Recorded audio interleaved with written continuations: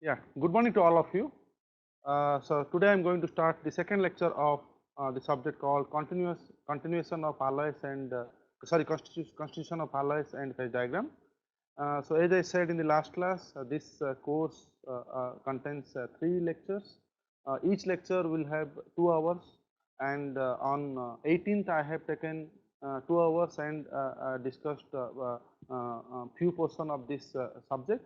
And today is my second lecture, and where in this lecture I am going to cover the development principle of binary and ternary phase diagrams. Then I will discuss the how to I will tell you all the detailed kind of binary phase diagrams. Okay, so first what I will do, I will recap like whatever we discussed in the last class, that we will see first. Then I will come to the next class. So what we did in last class? Last class first I told you about the content of this course. I discussed about the content of the course. As I said in the last class, the subject, the content is very vast, and the syllabus is also huge. But I was told to complete the syllabus within 6 hours. So I will try to cover everything, but I cannot go in depth. So by seeing from this course, you will able to read a read a phase diagram, and you can construct the microstructure, and you can identify or understand a microstructure from using any phase diagram. That is the objective of this course. Then I told about the books which you should refer for this course. Then I told you about the objective course in last class. Then I told like the introduction of an alloy, what is an alloy, what are the different examples of alloys, those things I told. Then I told different constituents of an alloy. For example, what is the difference between solvent and solute, solubility limit, miscibility gap, phases, solid solution, intermediate phases, intermediate compounds, and all. Then I discussed about the solid solution. Then I discussed about the difference between substitutional solid solution, substitutional solutes, and interstitial solutes. And then I told you like how these substitutional solutes affect the mechanical properties of the material.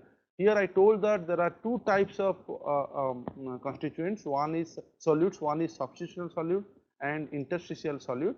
Then I discussed about the role of these solutes in mechanical properties. How does these how the presence of these solutes, like how does these solutes affect the mechanical properties, that I discussed. And then I discussed about the Himurathri rule. Remember, the Himurathri rule is only used for identifying whether you can get high solubility or not. Okay, so I told the 4 parameters. You will get high solubility if you have your alloy will have these 4 parameters, whatever I discussed in the last class. These things we discussed in the last class. Then I discussed about the phase diagram. You can see the phase diagram. I told that the phase will coexist if the Gibbs free energy is lowest. The Gibbs free energy for that phase should be lowest. So then I discussed about like what is equilibrium, what is the difference between what is equilibrium phase diagram. Then I told about Gibbs free energy concept. Then I told about fundamentals of phase diagram, where I told about the Gibbs phase rule and degree of freedom concept, and I told like how degree of freedom varies from a unary system to ternary system, and how it also varies with binary system. So I told the degree of freedom of all 3 systems, unary, binary, and ternary system. Then I told about like how the solidification of metals. Then I told about the lever rule concept. So as I said, by using lever rule, you can identify the fraction of each phase. So if you have 2 phases in that particular composition for that particular region, then you can identify the fraction of each phase using lever rule. And then I discussed about the importance of phase diagram. You can see this slide. I discussed about that. Then I discussed about how to read a phase diagram. If it is a binary, it may be a binary phase diagram or ternary phase diagram. I discussed how to read a phase diagram. This slide shows like how, where in this slide I have explained how to read a binary phase diagram. You can see how we discussed. Then we discussed like how to read a ternary phase diagram. How to read a ternary phase. ternary alloy. Then we discussed how to read the fraction of each phase in a ternary alloy. So then we discussed about we came up to here. Then we discussed about possible combinations of binary phase diagram. We discussed up to here, beginning of this slide up to here we discussed in the last class. So in today's class, today is the second class. Today's class I am going to explain about the development principles of binary and ternary phase diagrams, and we will also study the different kind of binary phase diagrams such as isomorphous system, eutectic system, eutectoid system, peritectic system, peritoid system, monotectic system, syntactic system. So these are all the conventional binary phase alloys. Binary phase systems. So I will discuss about each. So among all I will focus more on isomorphous, eutectic and peritectic, and then I will discuss in brief about all the remaining. So now how to you can see this diagram where I have shown this is a phase diagram of a binary phase system. In this phase diagram, if this is A and this is B, so this is the composition. So composition is percentage. Composition is percentage of A, B. What percentage? You have A and B alloy. What percentage? So in this alloy, this is your liquid state, this is your solid state, this is your liquid plus solid state. Okay. So and this is the composition. Composition of each. For example, here it is 20% B, 80% A. Similarly, here you will have 80% B, 20% A. And here you will have 100% A. So here you will have 80%, here you will have 100% A, 100% B. Now this composition, whatever we discuss, this composition can be what is that 20%? 20% B means what? 20% maybe is it weight fraction, or it is atomic fraction, or it is mole fraction. It is up to you. So it may be anything. So composition may be represented in terms of weight fraction, or it may be represented in terms of atomic fraction, or it may be also represented in terms of mole fraction. If you know the composition of A and B in weight fraction, if weight fraction is known, suppose this is known, then and you want to calculate the atomic fraction, then so atomic fraction equal to, if you tell A equal to atomic fraction, atomic percent of A equal to weight fraction of A, weight fraction of A by atomic fraction of atomic weight of A by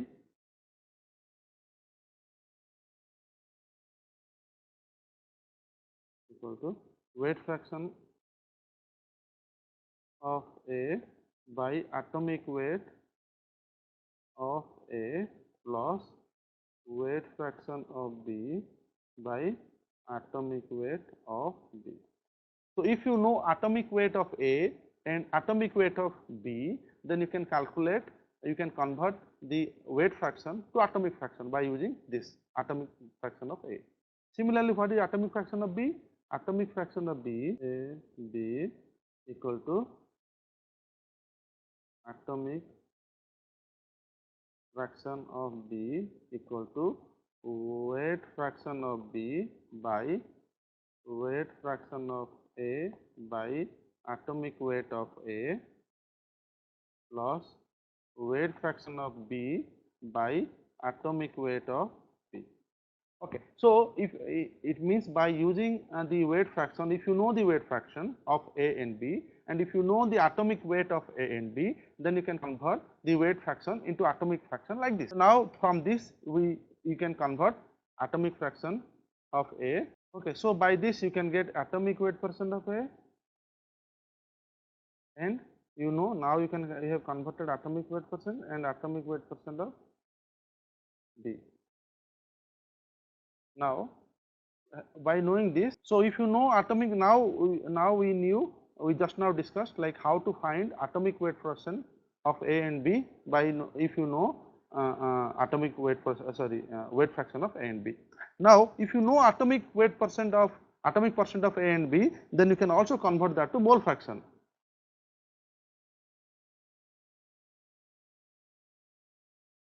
So mole fraction of A equal to atomic fraction of A by atomic fraction of A plus atomic fraction of B.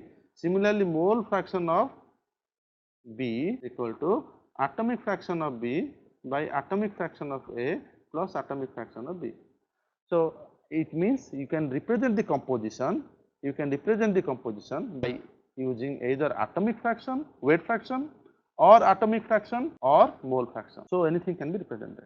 Now, second thing is how to develop a binary phase. How to develop a binary phase? Let us take a material A and B. Okay. So, how to develop a binary phase alloy? Suppose you have you want to develop an alloy of A and B, and if you know the melting point of A and B, suppose the melting point of A and B you know, suppose this is equal to TA, melting point of A equal to TA, and suppose melting point of B equal to TB. Now you know the melting point of A and melting point of B. Now how to get the atom fraction? So let us take a alloy A. Let's assume that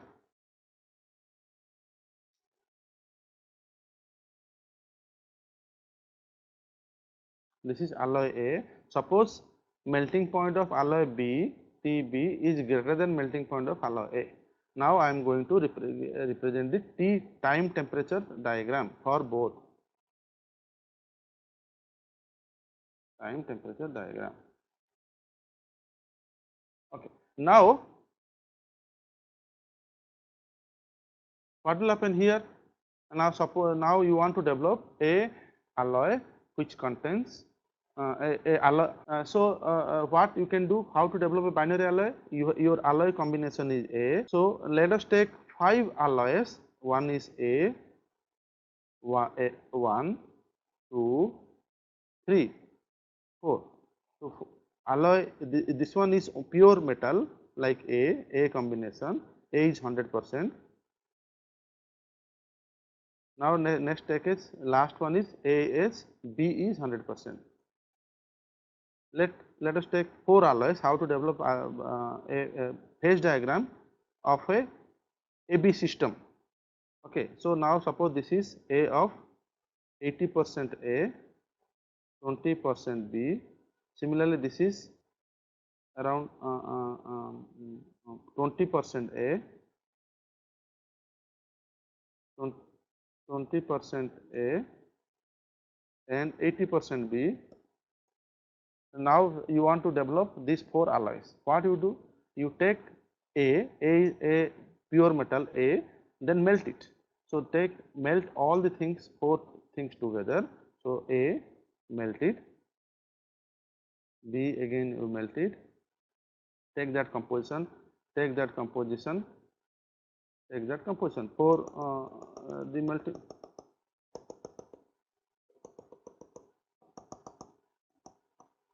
Okay, now you melt. So how melting will happen for a 100% alloy, 100% A? Here suppose A melting point is TA. Suppose the melting point of A is TA. Now at TA it will solidify. So what is the TT diagram? Suppose this is liquid state, and when it will form TA, it will. So this is your liquid state. I will repeat again like how to develop a binary phase diagram. So in a binary phase diagram, we have one solvent and solute. Suppose A is your solvent and B is your solute, and you want to make a phase diagram for this AB system. So for that, what you can do? You take pure metal. Suppose A has melting point of TA. And B has melting point of TB, and suppose TA is lesser than TB. Then what will happen? Now take in a different alloy composition. Here you take 100% of A, and here you take 25%, 80%, 75% of A, and 25% B. Here you take 50% A, 50% B. Here you take 25% A, 75% B, and you take 100% B. Now you melt. For example, you are here in this condition. You melt 100% pure metal A now you have only solvent. Then if you draw the diagram, now I will represent the time temperature diagram, time temperature for each one, time temperature, time temperature. Okay. Now in this case, suppose the melting point of this is TA. So whenever, suppose this is TA, this is my TA point, this is my TA point. So now if I draw the time temperature diagram, so my time temperature diagram will be something like this. So this is what? This is liquid plus solid, this is solid.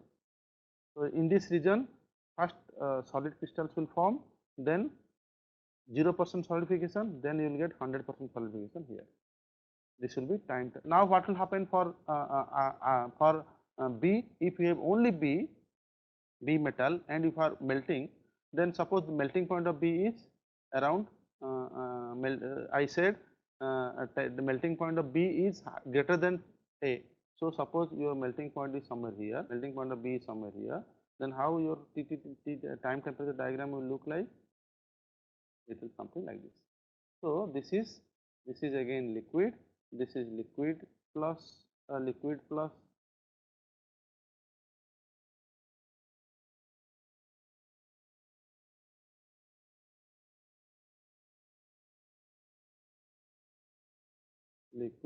solid, and this is solid. Okay. So this is about, so you got from this, we got this point, data point, and from here we got this data point. Now what will happen in this condition where you have 25% of B and 75% of A?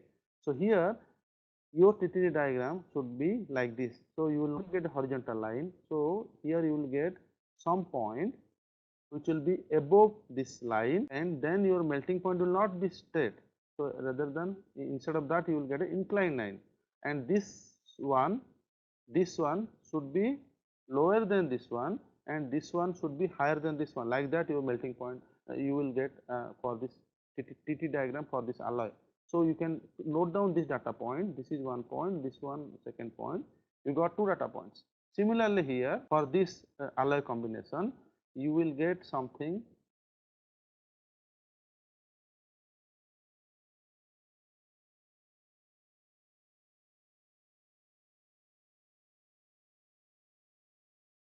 okay. So this will be higher than this.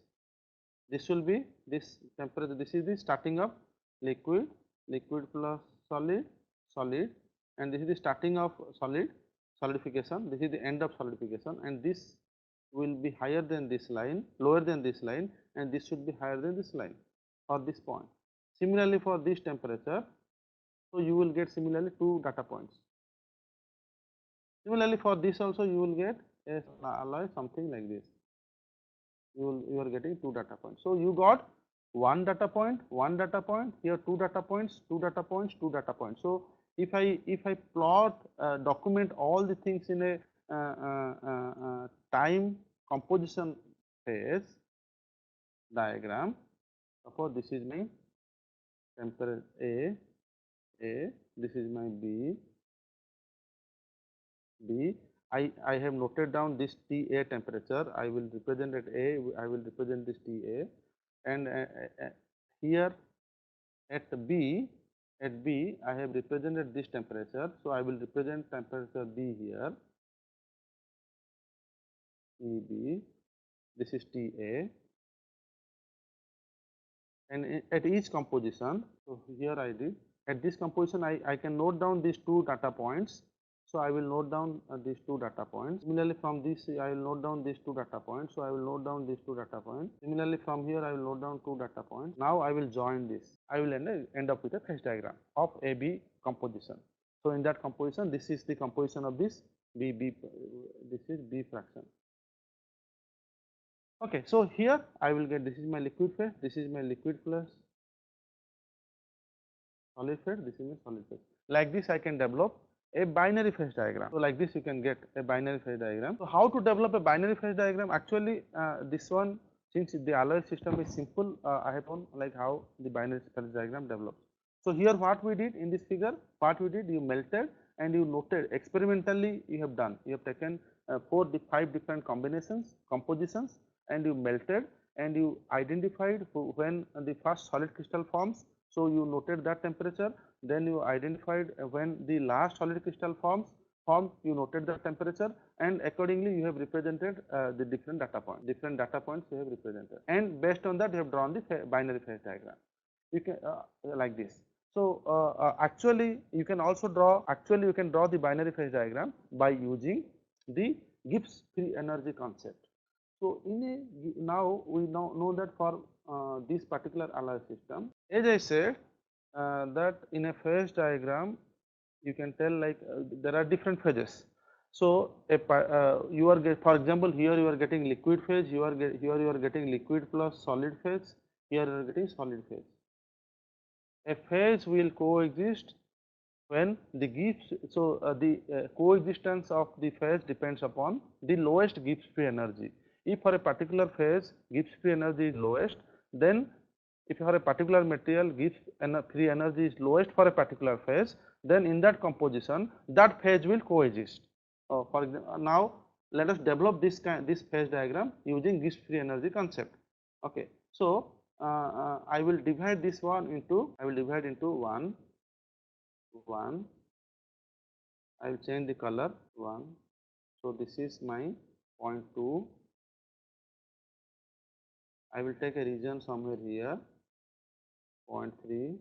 I will take a region somewhere here, point 4. I will take somewhere here, line 5, and somewhere here, line 6.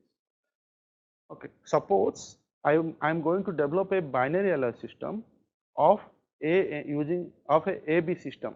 I don't know the phase diagram and I want to develop a phase diagram for this AB system. So what I will do? I will take a T1. Suppose this is temperature T1. This is temperature T2, this is temperature T3, this is temperature T4, T5. So what will happen at point 1? At 1 is your liquid. So if I draw the Gibbs free energy line versus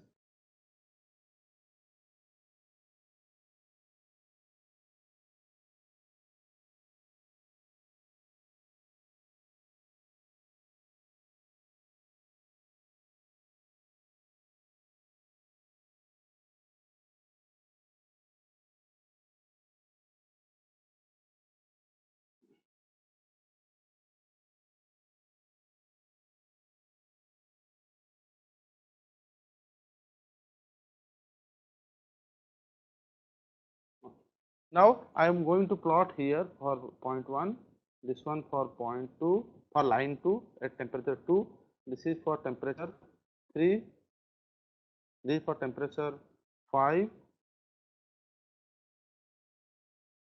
this is for temperature 6, this is for temperature 2, this is for temperature, so this is for temperature 3. So at temperature T1, what will happen? This is T1. So your phase is liquid phase. Okay, so your liquid phase is stable. So if I plot the Gibbs free energy, if each one is Gibbs free energy versus composition A, B, A, B, A, B.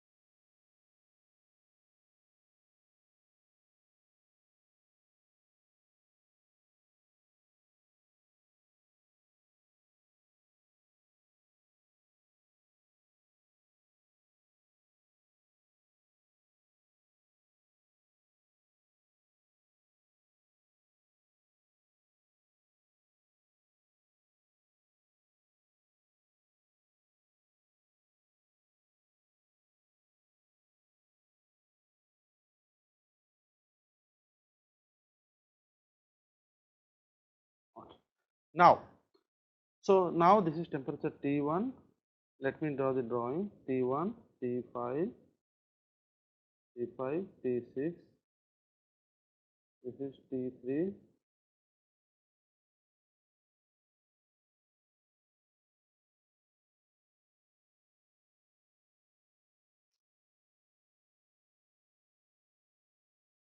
T4.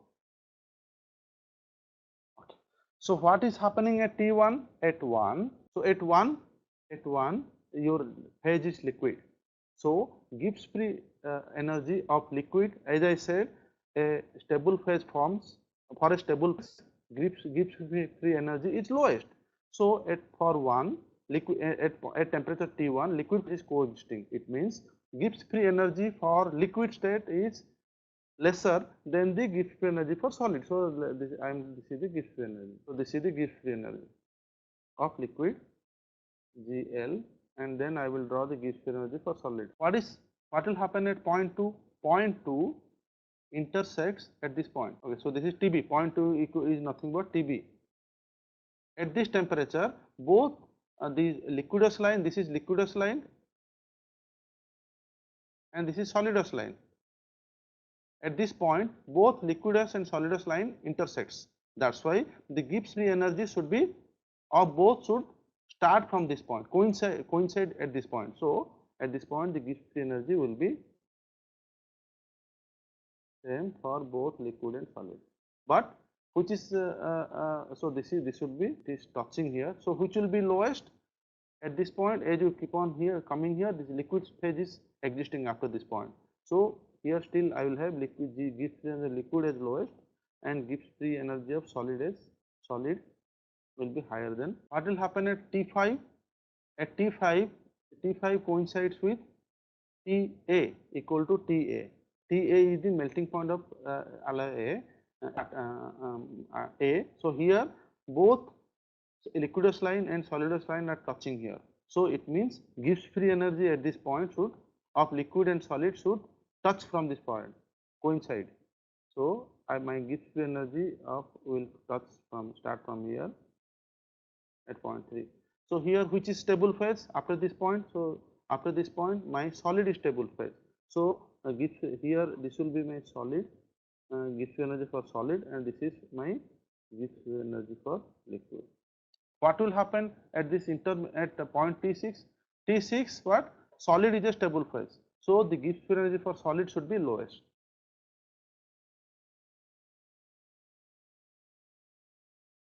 So this is G solid and this is G liquid.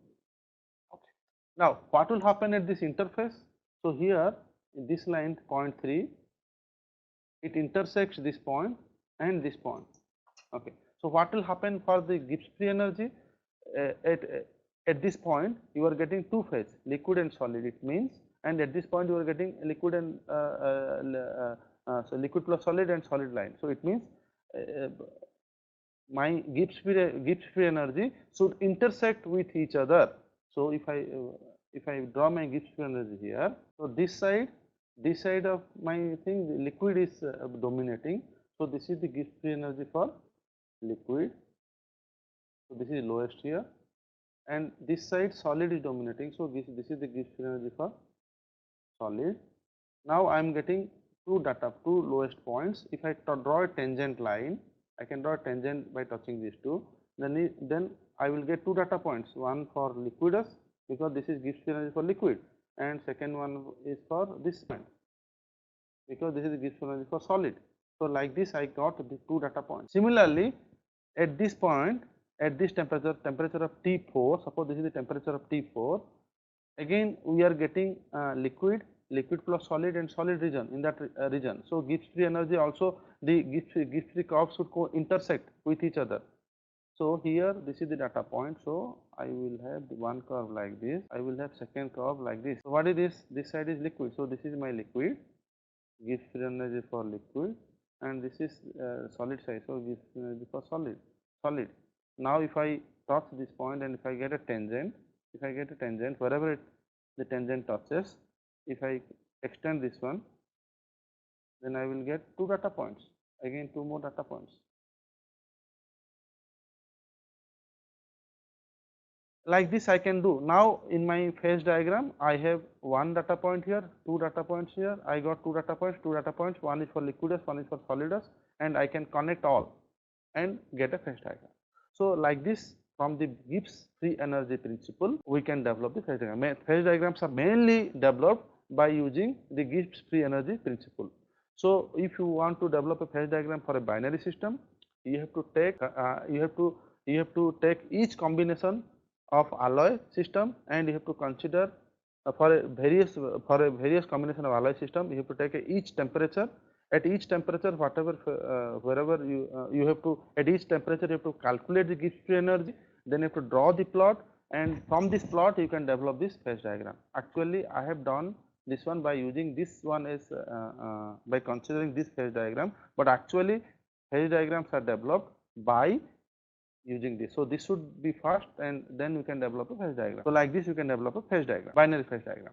So how to develop a ternary phase diagram? So the, as you say, we saw from these two figures, this is a binary phase diagram, A, B. We discussed about this phase diagram. This is liquid plus solid, and this is solid. So we have discussed about this particular kind of binary phase diagram. How to develop a ternary phase diagram? So ternary phase diagram looks like something like this. Let us develop a ternary isomorphous system. So this is a binary diagram. How to develop a ternary phase diagram, that we are going to discuss now. Suppose ternary phase diagram. Suppose in a ternary phase, you can see here. You have this ternary phase is consisting of basically three binary phases, three binary alloys. If you know the alloy composition of AB and BC and CA, you can develop a ternary phase diagram. Okay. Now AB is a binary phase, again BC is a binary phase, and again CA is a binary phase. Now if you know the melting point of A, TA, and TB and TC, then you can develop this kind of phase diagram, like whatever we discussed now. Like this you can develop this phase diagram. If you know this the phase diagram, so AB, BC, CA, these here I have presented three binary phase alloy system. One is AB, this is for AB phase diagram, this is for BC system, and this is for CA system. Now you keep each one in a triangle. So suppose this is your triangle.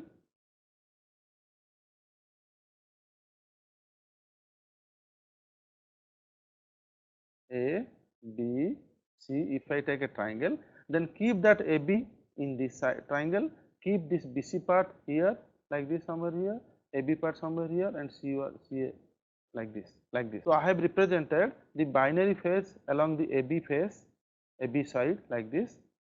This is my one binary phase.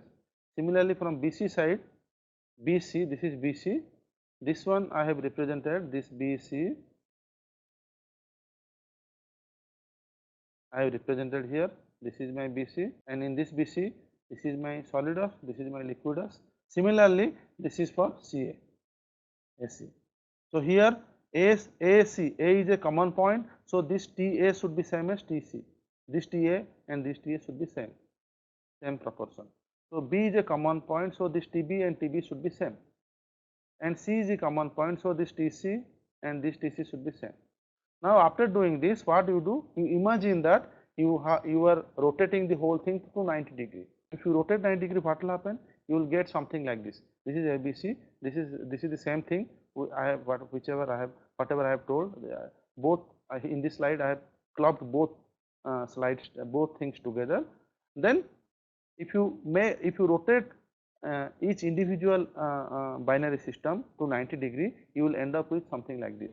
So this is my AB side, and this is my alloy system. So this is my AB side, this is my AC side. So this is my AB side, and this is my alloy system. In this alloy, this is your liquidus, this is solidus. Sorry, this is solidus, this is liquidus. So this is for AB. So for AB, this is what? Liquidus. Similarly for BC, this is for BC. This is my solidus line. Sorry, liquidus line, and this is my solidus line. Similarly for AC, this is my liquidus line. So I have drawn the liquidus line together. So this is my liquidus line, liquidus area. So this is my liquidus area. What is solidus?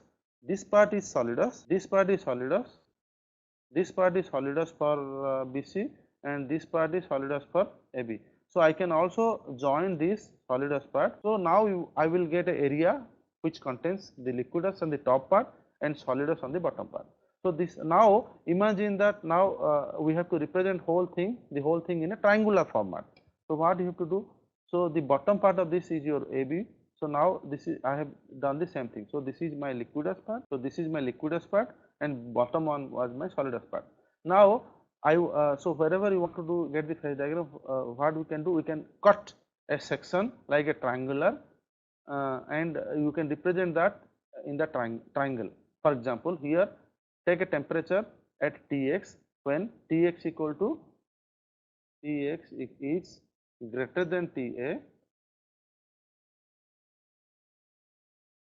and also Tx is greater than Ta and greater than Tc, but Tx is less than Tb. So, this is the condition. So, at this temperature I will take a cross section. When I take a cross section, what will happen? Since Tb is greater than Tx, so what will happen? It will meet at some point of this one, okay, and some point of this one. Similarly, so these are the liquidus lines. Similarly, it will also touch some part of B, this one, this one. This is a solidus point, and some part of this curve. So, this is again solidus. So, with this, now what I can do? Now, I got 4 data points in this triangle at this temperature. Now, what I can do? I can draw A, B, C. If I draw A, B, C, I can represent, this is my one solid data point, this is one solid data point, this is for solidus point, this is one solidus point 1, solidus point 2. I can represent by, now I got 2 data points, this is S1, this is S2, so I will represent these two, S1 in AB, this is S2. Similarly, I know this data point L1, L2 and I can again join here L1,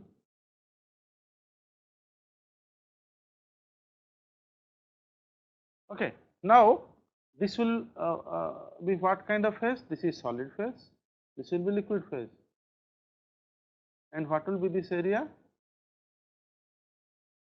This area will be solid, liquid plus solid. So, this area will be, okay. So, like this you can develop. So, this is for a particular temperature, at a temperature of Tx, I can represent this one as Tx. So, this temperature is also Tx. So, for Tx temperature, this is the solidus line and this is the liquidus line. Similarly, you can take a cross section, at different temperatures. For example, here, at different temperature, and whatever phase you are getting, you can represent in the same ABC curve, and you can write about the temperature at that particular temperature, what kind of what is the boundary between solidus and liquidus, and you can represent properly. So, this is the way how by using which you can develop a ternary phase diagram. Okay. So, with this background, now we will come to some of the binary phase systems. As I discussed in the last class, that binary alloy is a mixture of 2 elements. One is a solvent, second one is a solute. Okay, so in a binary combination, in a binary composition, you are using only 2 elements, solvent and solute. So what may be the possibility? You are using A and B. What are the possibilities? A and B both may be the first case. Maybe 2 components are completely soluble in liquid state and completely soluble in also in solid phase. That is possible. A and B may be completely soluble in liquid state and also completely soluble in solid state. And we discuss about this system. So, this system is something like this.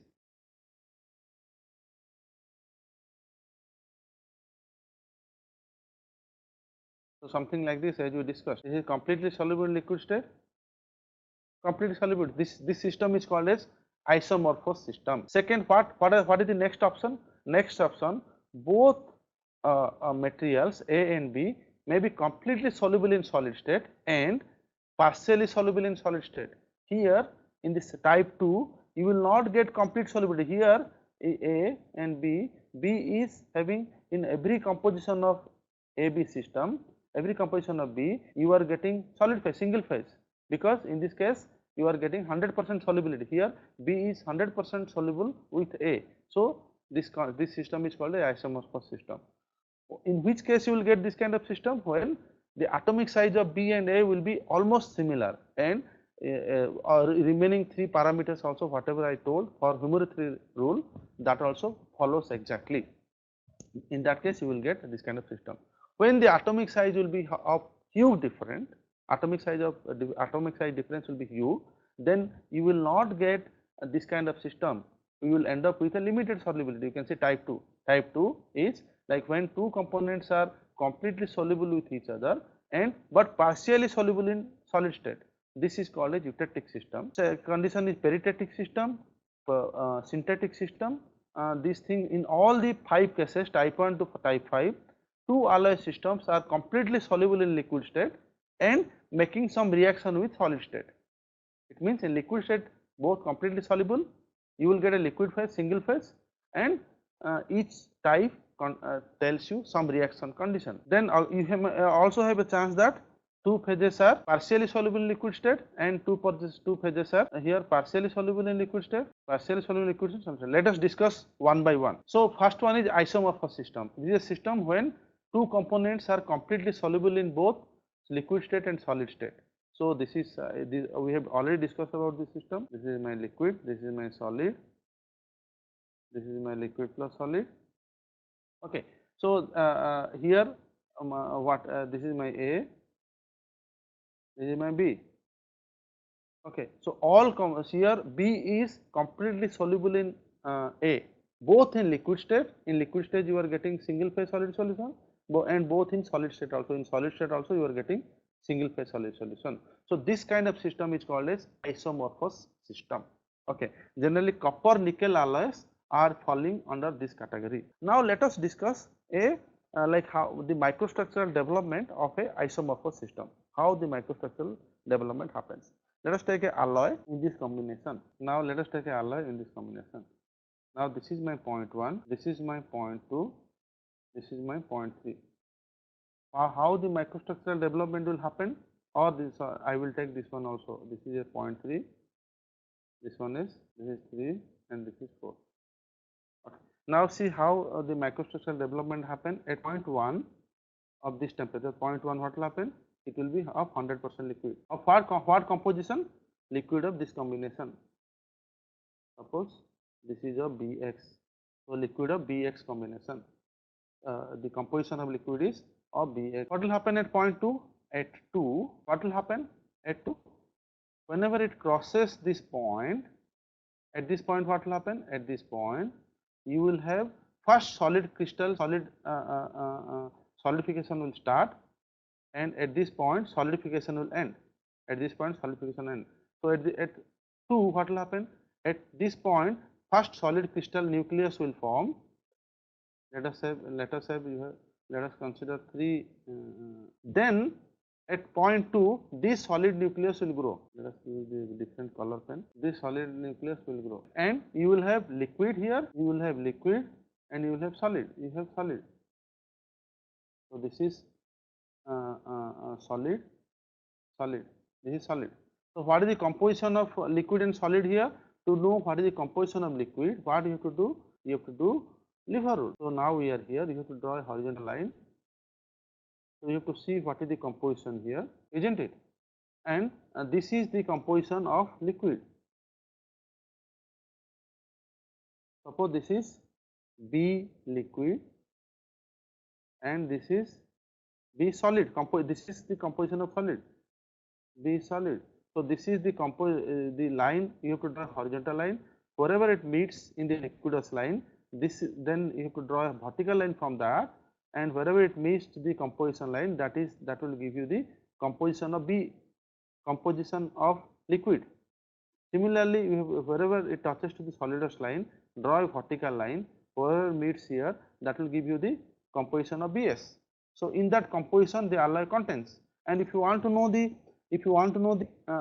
percentage of liquid and solid, then you can use lever rule, and you can get the percentage of solid and liquid. So for example, percentage of solid equal to what? Here you have to use lever rule, right? So you have to use percentage to get percentage of solid. This line connects here. So you have to take these two. So you have to take, if this is Bx and Bl, Bx,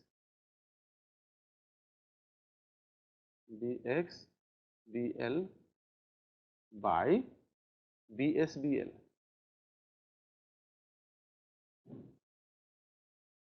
Isn't it?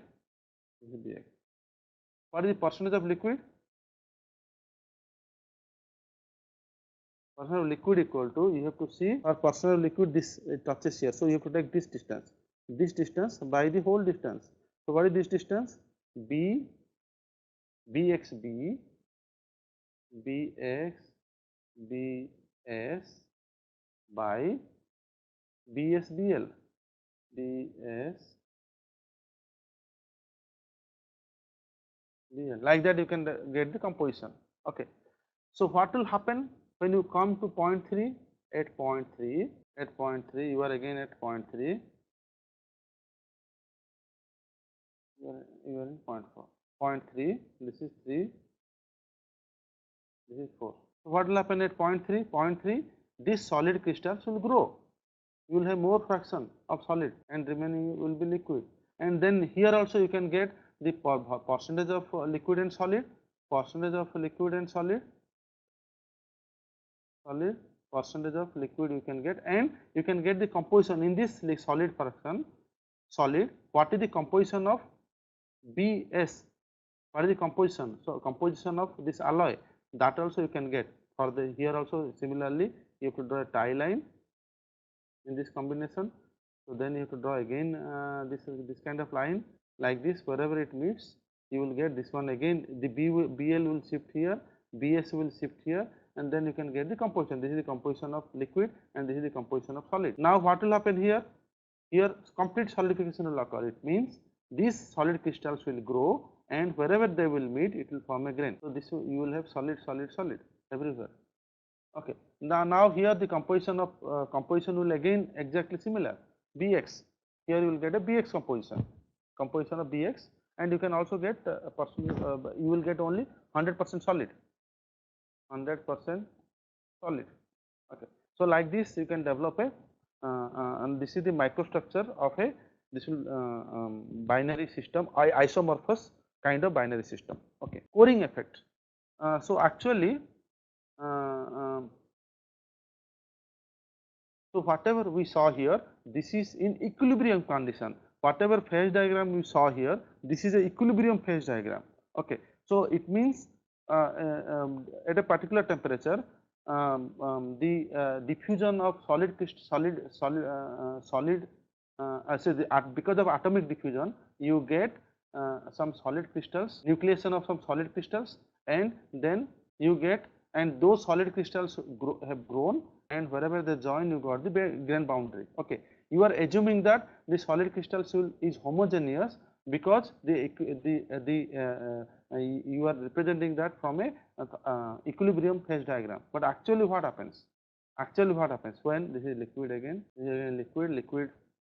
liquid plus solid, then again solid. I am somewhere here. Now, actually, what happens? Now, when I am cooling from here to here, what happens here?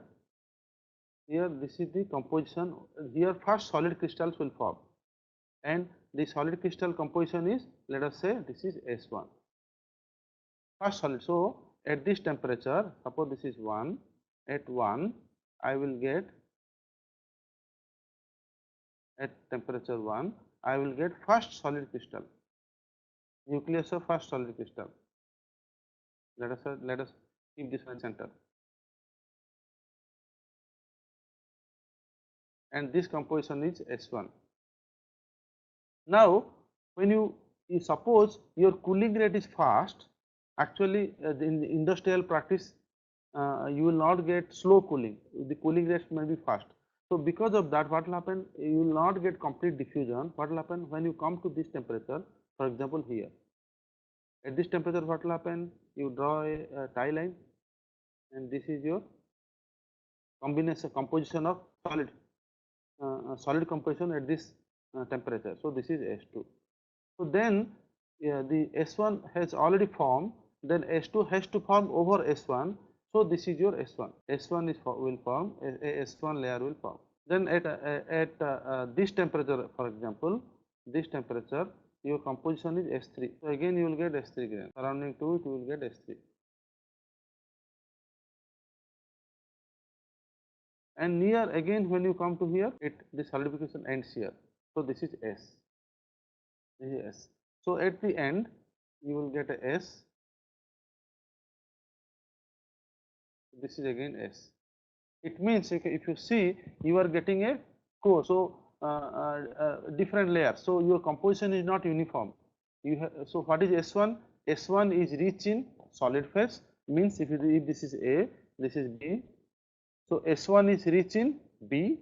S1 is rich in B, and outer layer S is rich in less. The composition is less. So S1 is much greater than S. Okay, it means you got here, you got some percentage of this in this composition, some more fraction of B is there, and however in outer layer you have less fraction of B. It means the composition changes from layer to layer. Okay, so why this is happening? Because in industry the cooling rate is fast. In such a fast cooling rate, you will not get equilibrium homogeneous microstructure. So you are not giving sufficient time for the diffusion to happen. As a result, you will get inhomogeneous microstructure. This is called as coring effect. You can see the coring effect tells you because of this coring effect, you will get inhomogeneous microstructure from the center to the end. Your center will be rich in your alloy, and the rich in composition, and your outer periphery of this material will be less rich in this alloy composition. As a result, you will get the compositional effect. Okay. So because of that, what will happen now? Because of coring effect, what will happen now? You will get non-equilibrium cooling. Because of non-equilibrium cooling, you are getting this kind of inhomogeneous microstructure. Let us assume that. So how to make it uniform again in industry? For that, so in industry you want this kind of equilibrium phase. Liquid, here you should get liquid, here you get liquid plus solid, here you should get solid, but you are getting inhomogeneous microstructure. Because of this inhomogeneous microstructure in the material, you will get inhomogeneous property from layer to layer, different regions of this material, so which is not desirable. So for that, what they do in industry, they after getting this kind of inhomogeneous microstructure, they heat this material at some particular temperature lesser than solidification temperature. Assume that this temperature, at this temperature they heat for long time, and that is called as annealing, to completely homogenize the microstructure. So it kills lot of time, lot of money, lot of energy, which is not desirable. So this is called as coring effect. So the coring effect, because of this coring effect, what do you do? So this is alloy composition S, alloy composition A. You will get average alloy here, right? Because if you want to make homogeneous, then S1 is greater than S2 here. S is greater than S1. This is your S.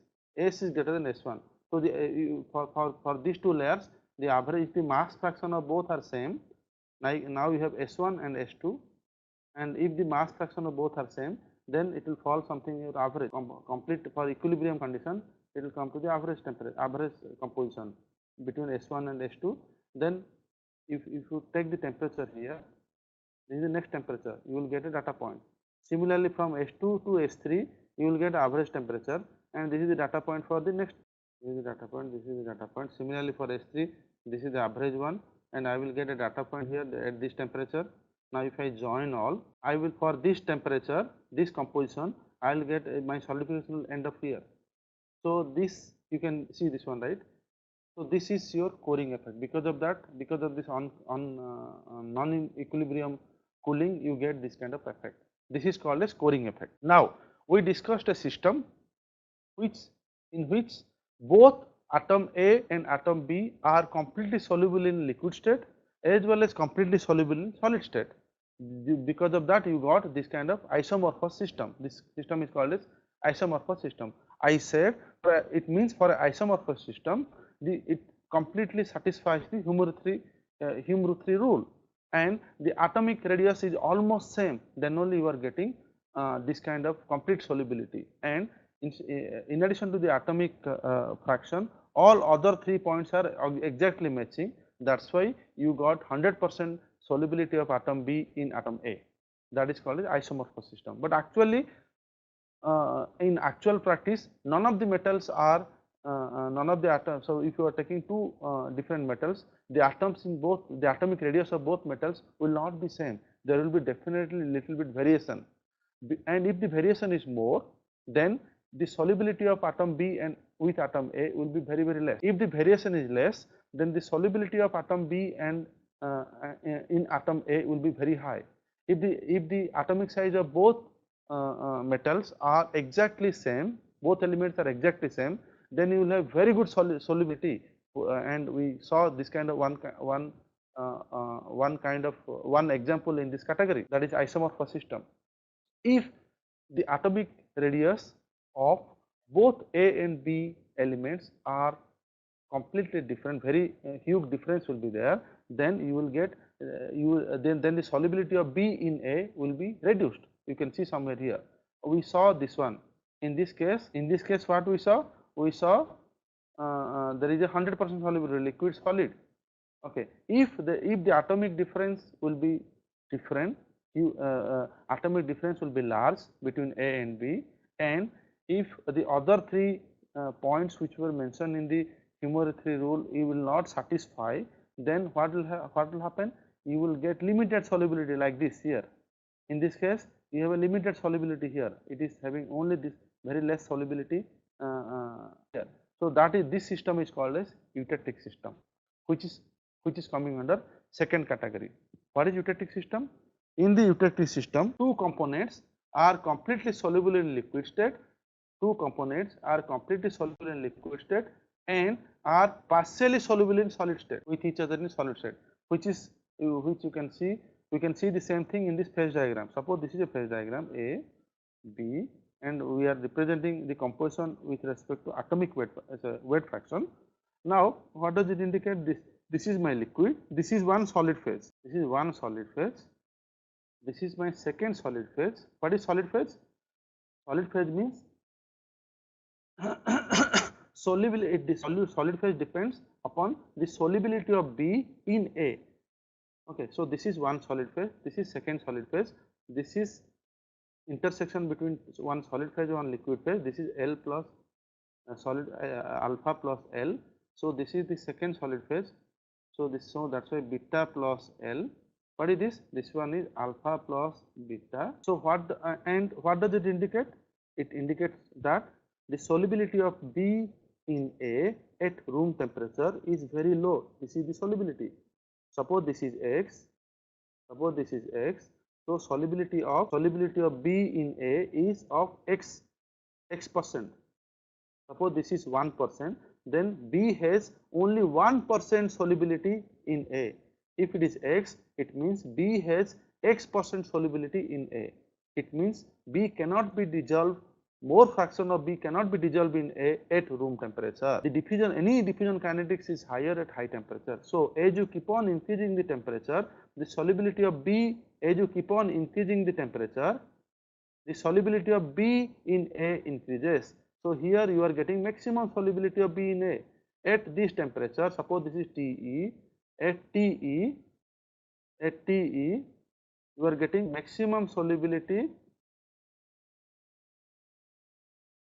of B in A at TE temperature.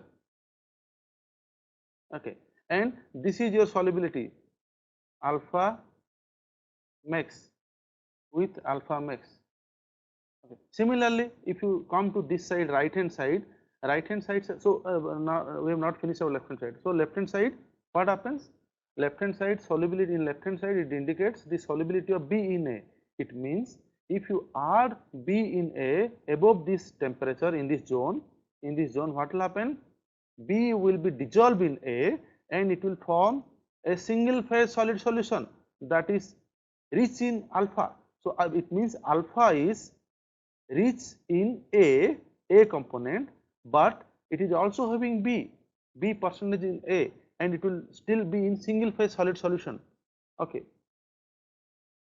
Now coming to let us discuss about the right hand side. And right hand side you have B and what beta. Right hand side is the beta. What is beta? Beta is the single phase solid solution of B. So here it tells this region tells the solubility of A in B. So the solubility of A and B at room temperature is almost 0 in this phase diagram, and the solubility of A and B is maximum at T temperature in this diagram. So then what is this line? This line is my liquidus. This line is my liquidus. This line is my solidus. I discussed last class. What is solidus and what is liquidus? And this line is my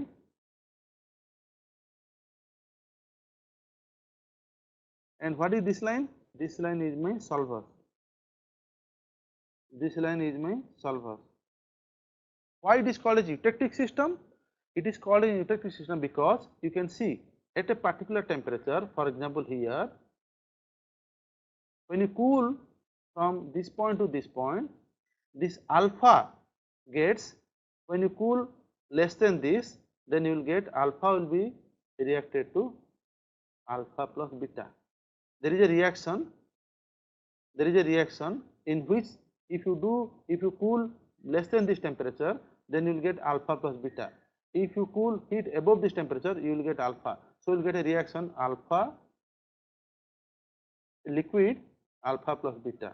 If you heat alpha plus beta, you will get liquid. If you cool liquid, you will get alpha plus beta region at this particular temperature. Okay. So this reaction is called as eutectic reaction. This is a 3-phase reaction. Liquid transforms to 2 solid phases. Alpha is a solid phase, beta is a solid phase. So liquid transforms to 2 solid phases. That reaction is called as eutectic reaction. What is the degree of freedom at this point at eutectic reaction? Let us calculate the degree of freedom at eutectic reaction. What is degree of freedom? We know degree of freedom equal to what? Degree of freedom equal to what? We discussed, right? P C minus P plus 1, because your temperature is fixed, your atmospheric temperature. So at this temperature, how many phases are existing? 3. 1 liquid, 2 solid phase. So here what is the component C? C equal to 2 here, AB. So 2 and P will become 3 because 3 phases are existing, and this is 1. So 2 plus 3 minus 1 equal to 0. So this is again invariant. So this reaction is invariant reaction. We discussed what is invariant. It means at this point the degree of freedom equal to 0. It means you don't have any option. You don't have any freedom. It means only at a fixed composition of temperature and this composition you will get this reaction. If you little bit vary the composition, for example here, then you will not get this reaction, or if you little bit vary the temperature somewhere here, you will not get this reaction. So that's why this is invariant reaction. What will happen if your data point will be somewhere here? What is the degree of freedom here? Here you are getting 2 phase, alpha plus alpha and liquid. Yes or no? 2 phase. So my degree of freedom equal to, here degree of freedom equal to, degree of freedom at this point will be equal to again C minus P plus 1. Okay, so C minus P plus 1, here my component is 2, P is what? How many phases are existing? 2. So 1. So equal to 1. I am getting a degree of freedom of 1. It means I have only one variable. Either I can fix my composition, and so I have only one variable, because for this temperature, my composition is fixed. If I change the temperature little bit high, my composition is varying. So this is my liquid composition, this is my solid composition. Sorry, this is my liquid composition, this is my solid composition. If I vary little bit up, I will get different. So I will show from this diagram.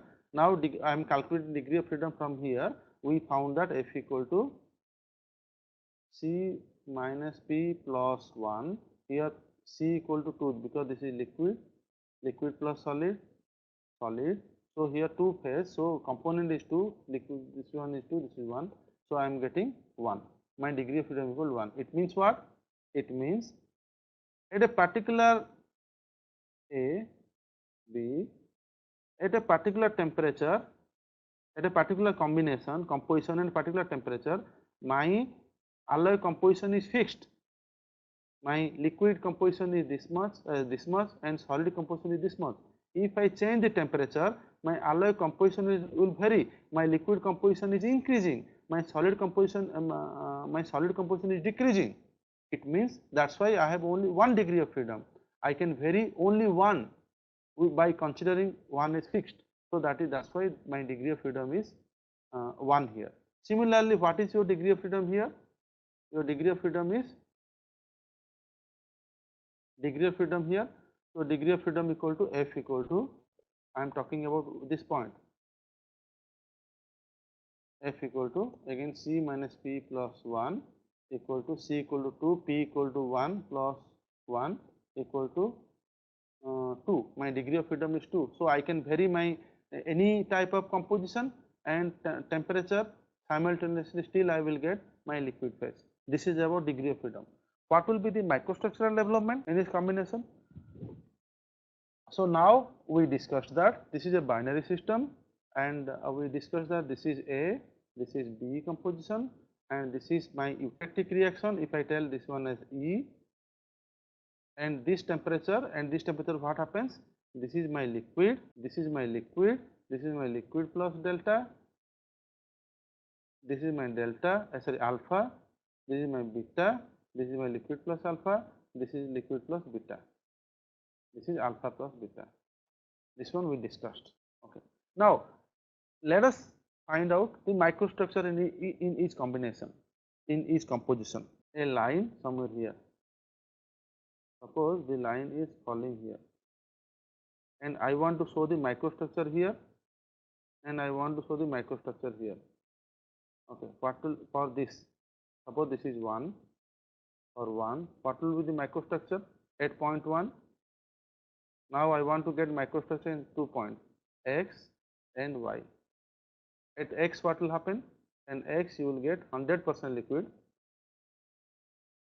liquid with this composition.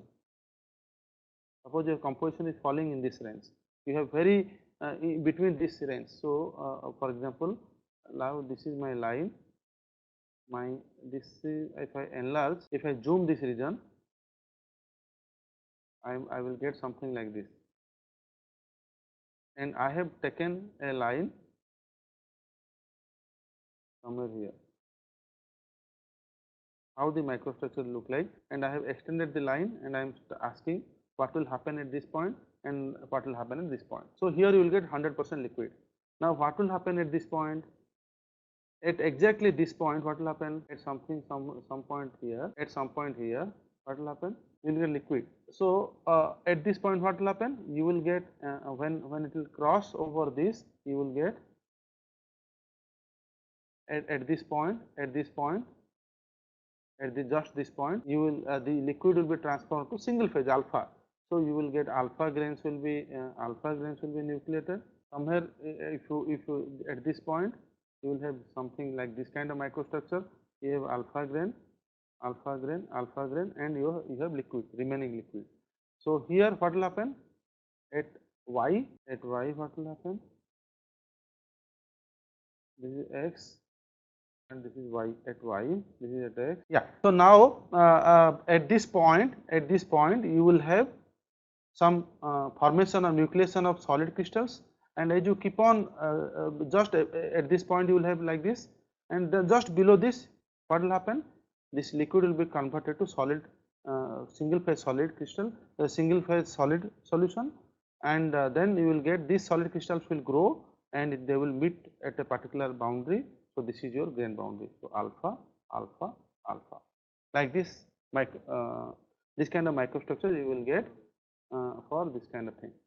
Now, what will happen if your microstructure is something like this? If you want to develop the microstructure of in this zone, you want to get microstructure here, you want to get microstructure here, you want to get microstructure here, you want to get microstructure here somewhere, and you want to get a microstructure here. How will you have it means this is x, this is point 2, rule number line 2, this is my x, this is my y, and this is something like x, y, z, and this is w. These 4 points I want to get x, y, z, w. This point I want to get the microstructure at 2 system. At 2, my condition is 2. So now at this point what will happen? My microstructure will be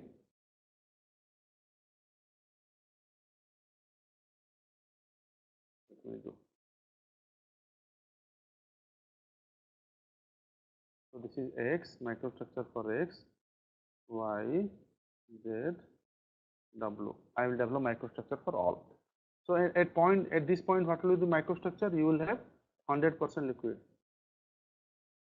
100% liquid. And what is the liquid composition? Liquid composition is equivalent to Bx. Okay. So what will be the microstructure at y? At y what will happen? Y is the middle point of in this zone you are getting liquid plus alpha region. It means some fraction of liquid will be transformed to alpha. So you will get some alpha grain. You will get some alpha grain. So this is my alpha, alpha, alpha, and remaining is my liquid. So what is the composition of liquid here in this zone?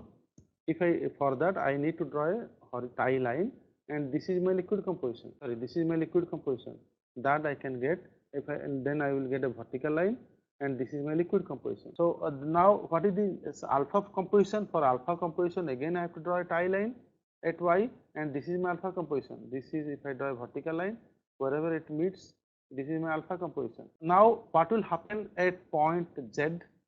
At point z what will happen?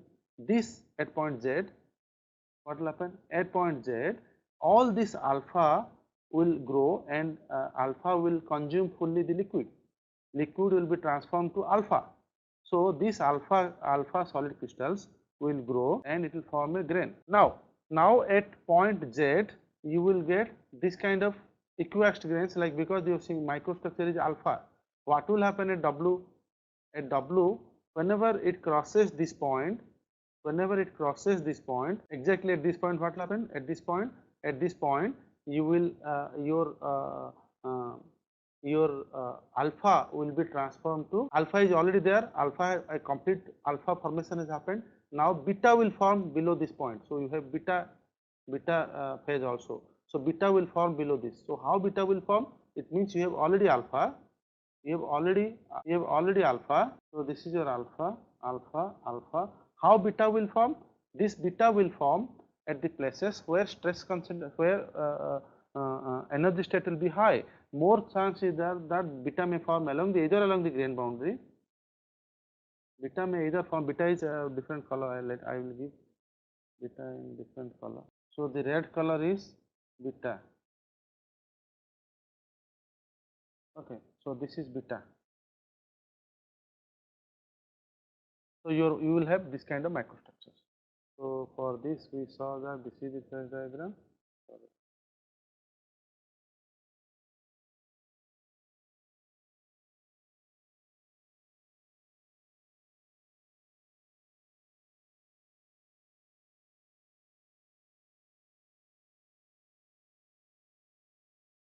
So this was T,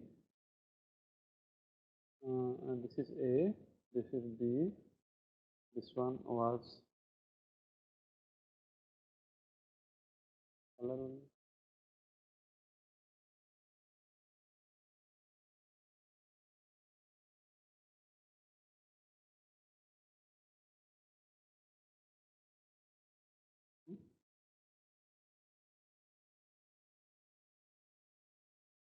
So here color is difficult.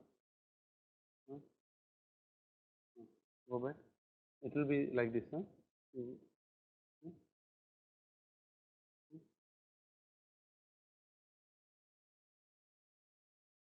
Hmm. No, no, I want to drag it down.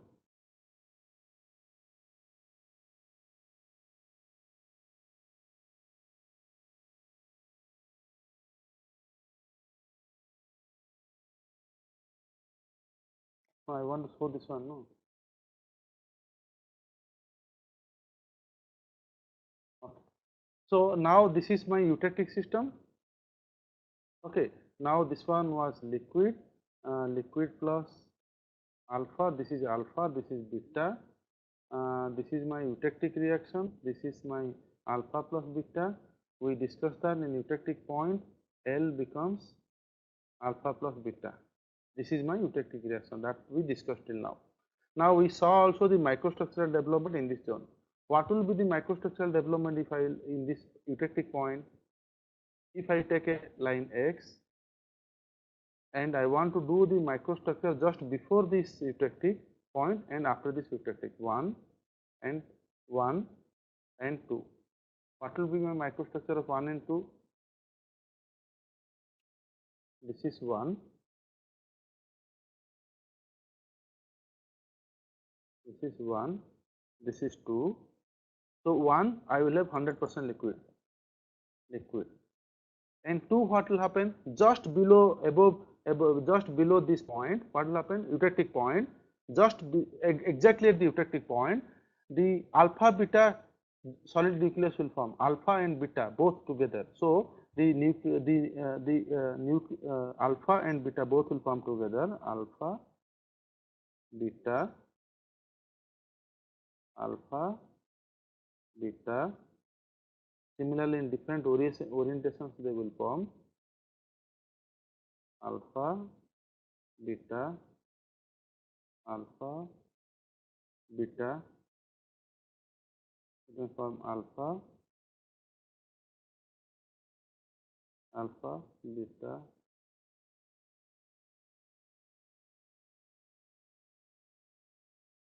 Like it will form exactly at this point.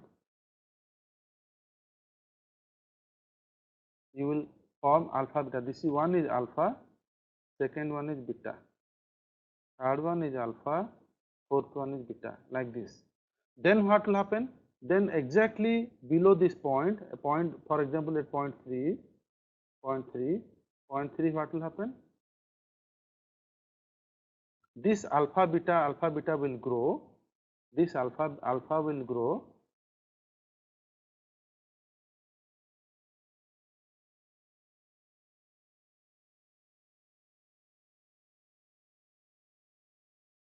Similarly, this layer will also grow.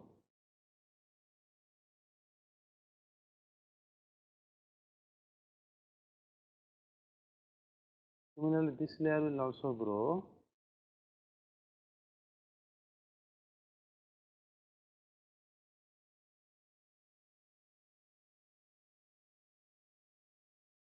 So like that you will get laminar structure at exactly point 3, at point 3 means somewhere here. You will get this kind of structure. So you will have beta alpha, beta alpha. So you will get laminars. So this is called a laminar structure. Laminar structure. So you will get laminae of alpha beta, and these crystals will grow, and wherever they will meet, you will get that is called as colony or boundary of that. So this is your eutectic reaction. Eutectic reaction will happen like this. Okay. So if when this is your my phase diagram, this region from here to here, this region is called as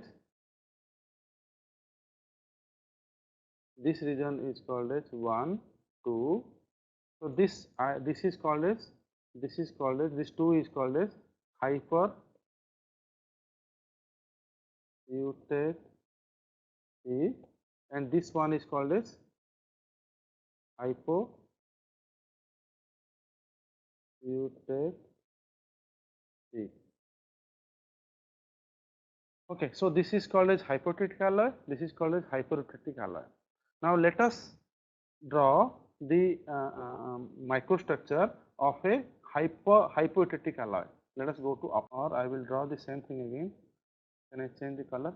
This is liquid, alpha plus beta, alpha, beta, L plus alpha, L plus beta. Now we in the previous case we discussed about a condition for a eutectic alloy.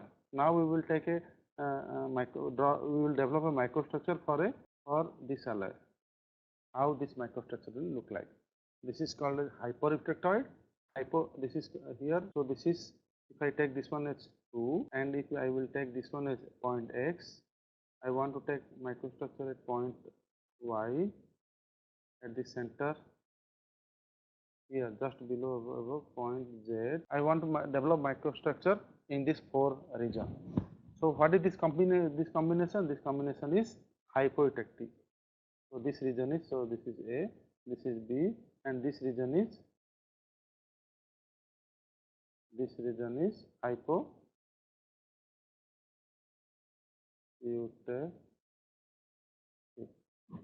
Okay, this is the region. So now what will be the microstructure at 1? 1 will be 100% liquid. So I will draw this 1, 2, 3. This is 1, 2, 3, 4, 5. Okay. So what will be the microstructure at 1? At 1 we will get complete liquid. What will be the microstructure at 2? At 2 alpha crystals will form. Alpha crystals will form. Alpha crystals will form. We just know a small alpha crystals nucleus will form alpha, and remaining will be at 3. At 3, just above this alpha crystals will be more. So at 3 alpha crystal alpha, because more fraction of alpha crystal will form, liquid will be transformed to alpha, and you will have less fraction of. Now what will happen at 4? At 4, just 4, this below this alpha has already formed. These alpha crystals have already formed. Alpha. Then again a eutectic composition will form, like alpha beta layer, because it is falling in beta alpha beta, like this kind of thing. This kind of layer will form here. So you have already alpha, and on top of alpha you will get the combination of eutectic. For example,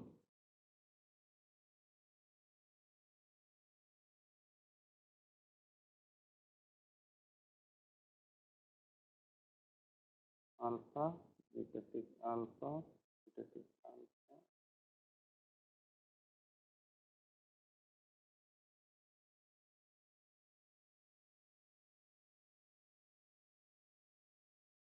Similarly, you will get here also alpha, eutectic.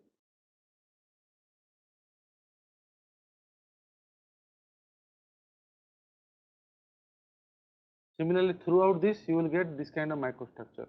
What will happen exactly at 5? Then this alpha eutectic, one is here, one is alpha, second one is beta, and again next one is alpha. So you have alpha beta layer will form. So what will happen at 0.5? At 0.5, this alpha beta layer will grow. Alpha. So and in this you will get layer of alpha beta.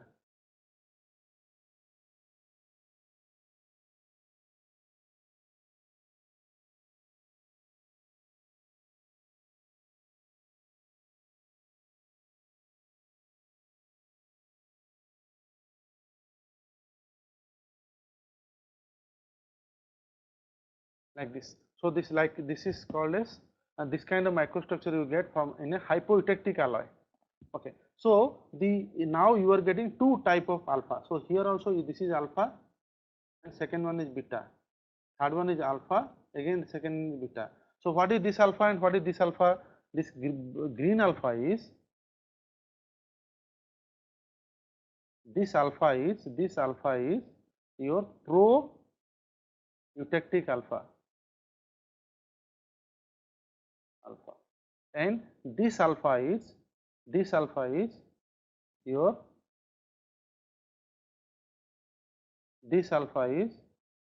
eutectic alpha. So this alpha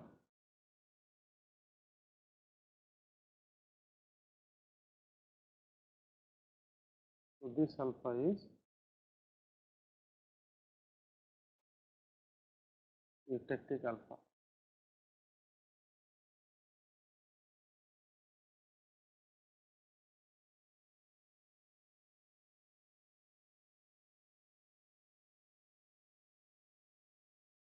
Okay.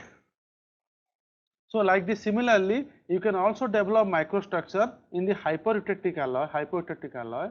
In this zone also you can develop microstructure. If you develop a microstructure in this line like this 1, 2, 3, 4, microstructure will also look like exactly like this, but instead of this alpha, you will get beta. Instead of this alpha, proeutectic alpha, you will get proeutectic beta. Then again at the end you will get this kind of microstructure. So you can see from this PPT, you can see this lamellar structure will look like something like this. You can see this is a black region. You can see this is the black region. This is alpha. This is beta. This is alpha. This is beta. Like this, you are getting a layer. So like this layers will get in the eutectic microstructure. So these are some of the existing eutectic phase diagrams. You can see in our market, like aluminum silicon phase diagram, PBSN phase diagram, iron carbon phase diagram, copper silver phase diagram, bismuth cadmium phase diagram. All the phase diagrams are falling in this category eutectic system. For example, you can see this is cadmium CD-Ag phase diagram. Here you are getting in eutectic reaction. Similarly, this is your PBSN phase diagram. You are getting a eutectic reaction. This is your aluminum silicon phase diagram. Here also you are getting a eutectic reaction. So this is we discussed about eutectic reaction. So all the alloys are falling under eutectic reaction. All are falling under eutectic reaction. What is eutectoid? In eutectic reaction, liquid transforms to, so in eutectic reaction, liquid transforms to two solid phase, alpha plus beta. If this liquid will be replaced with one more solid phase, it means if I replace that alpha, this alpha with gamma, alpha plus beta, then this is eutectoid reaction. In eutectic reaction, liquid transforms to two phase, alpha plus beta. In eutectoid reaction, gamma transforms to two phase, alpha plus beta. This is the difference between eutectic and eutectoid. So in eutectic reaction is a solid phase, liquid phase reaction, liquid transforms to alpha plus beta. However, eutectoid is a solid phase reaction where one phase of gamma transforms to alpha plus beta, and these are some of the alloy systems which are which have this eutectic kind of reaction in their phase diagram. Next one is peritectic reaction. So in a peritectic reaction, what happens is, suppose this is your liquid, this is liquid, okay, this is one solid phase, this is one liquid phase, so this is one liquid phase, and this is one solid phase, so this is solid plus liquid phase, and this is here a reaction is happening, liquid plus solid. So this is alpha phase. So this is one more solid phase. You are getting one more solid phase. So since this is beta and this is alpha, so you are getting alpha plus beta, and here you will get beta plus liquid. So in a peritectic reaction, from a liquid plus here also you are getting three phase reaction. So alpha plus beta gives beta. Sorry, alpha plus liquid gives beta. So this is my peritectic reaction. So alpha plus liquid gave me beta. So this is one peritectic reaction.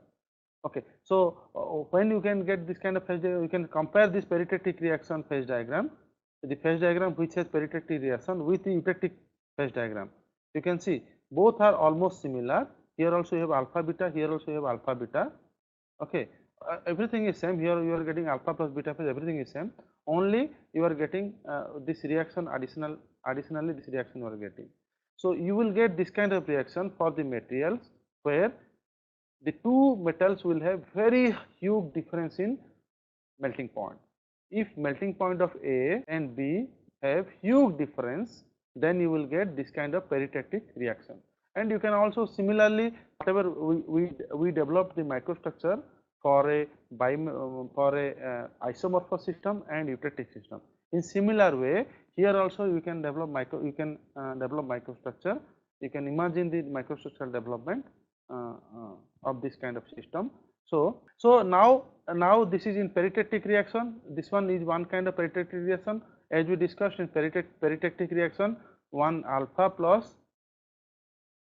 plus liquid gives me second phase solid, one solid phase. So liquid plus solid phase gives me solid phase. If you replace this liquid with one more solid phase like gamma, you will get alpha plus gamma equal to beta.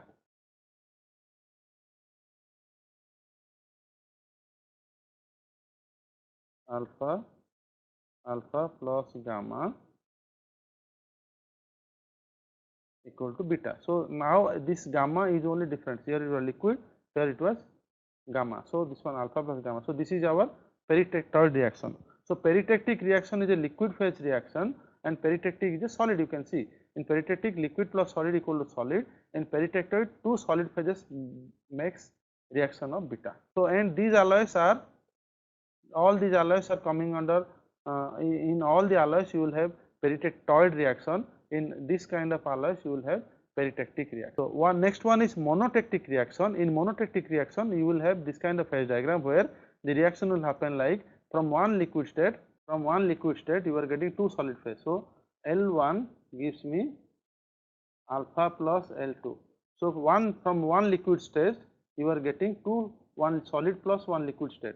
So this kind of reaction is called as monotectic reaction. Okay, so it means you have two liquid phases, like immiscible gap is there in liquid state. You can see like water and oil. When in water and oil, oil will not mix in water even in liquid solution. Similarly here, two metals are not mixing even in liquid solution. So this reaction is called as monotectic system, and all these alloys have this kind of reaction in their phase diagrams. So now the overall till now whatever we discussed about eutectic phase diagram. What is eutectic phase diagram? We discussed about all kind of phase diagrams. Eutectic. What is eutectic? Eutectic, you have liquid. So in the liquid, so this is liquid transforms to alpha plus beta. In eutectic, you have L transforms to alpha plus beta. So this is your alpha plus beta. That is eutectic. What is eutectoid? In eutectoid, instead of L, you will have a solid phase, that is gamma. Gamma transform to alpha plus beta. That is your eutectoid. So gamma transform to alpha plus beta. That is your eutectoid. What is peritectic? In a peritectic reaction, what you get? This is liquid. So liquid plus delta gets one solid phase. So in a peritectic reaction, liquid plus alpha give me beta. Similarly, peritectic, what we have discussed, in peritectic this alpha will be replaced with one more solid solution. So gamma plus alpha will form a single phase beta. So gamma plus alpha will give me beta phase. Similarly, in synthetic reaction, what we discussed. So here we have two liquid phase, L1 plus L2 will give me what? A single phase. So L1 plus L2 will give me single phase alpha. Similarly, in monotectic reaction, what happens? From one liquid state, you are getting two solid phase. One, this is alpha plus beta L2. So in monotectic, you get from one liquid phase to L1, suppose this is L1, you are getting alpha plus L2. So this is alpha plus L1, this is L plus L2. So like this. So this is the overall phase diagram, phase reactions in binary system. So next class we will discuss about ternary phase diagram, and before coming to next class, so today what we discussed? Today we discussed like how to develop a binary phase diagram. Then we discussed how to develop a ternary phase diagram. We discussed that by using Gibbs free energy principle we can develop a binary phase diagram. By using Gibbs free energy principle we can develop a binary phase diagram. Similarly, we also discussed like how to develop a ternary phase diagram. Okay. Then we discussed about different alloy systems.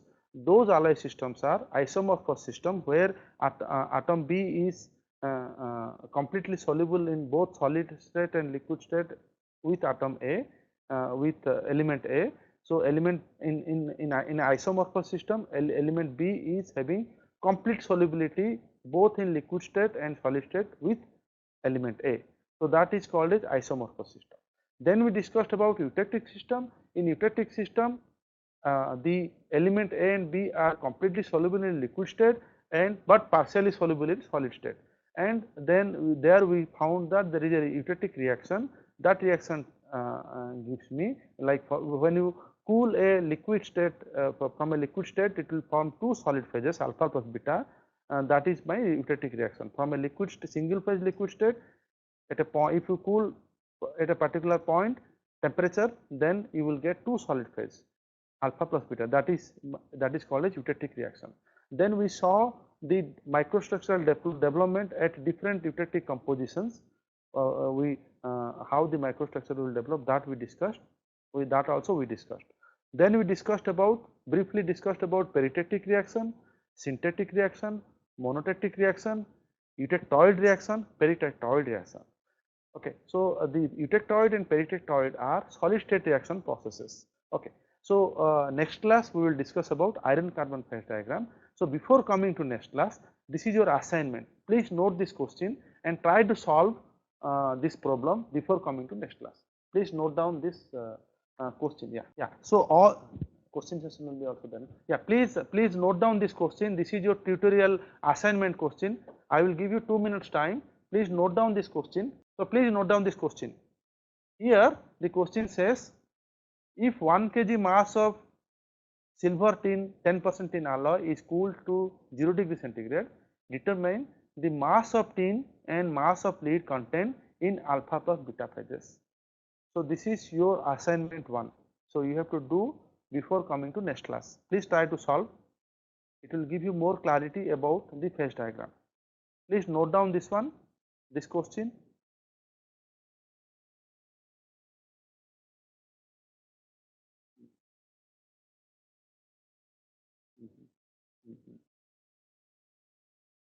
Yeah, have you noted down? Yeah, if you have noted down, I will come to the next assignment question.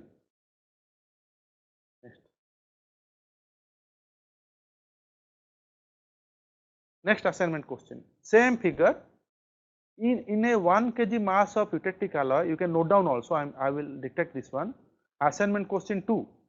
Assignment question 2 is, in a 1 kg mass of eutectic alloy, determine the mass of tin and mass of lead content in alpha and beta phases at eutectic temperature. I will repeat the question again. If you have not written, please write it down.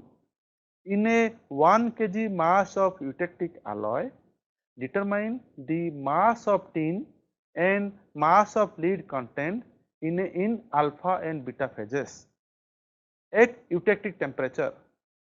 So you can see this figure. Please draw this figure as well. This is your question number, assignment question number 2. So please try to solve this both. I will come to assignment question number 1 again to repeat. So please solve both of the questions before coming to next class. Okay, so this is question number 2. I am going back to question number 1. This one was the question number 1, previous question. Now I will repeat the assignment question number 1. Okay, I'm spelling the same thing, telling the same thing. If 1 kg mass of lead 10%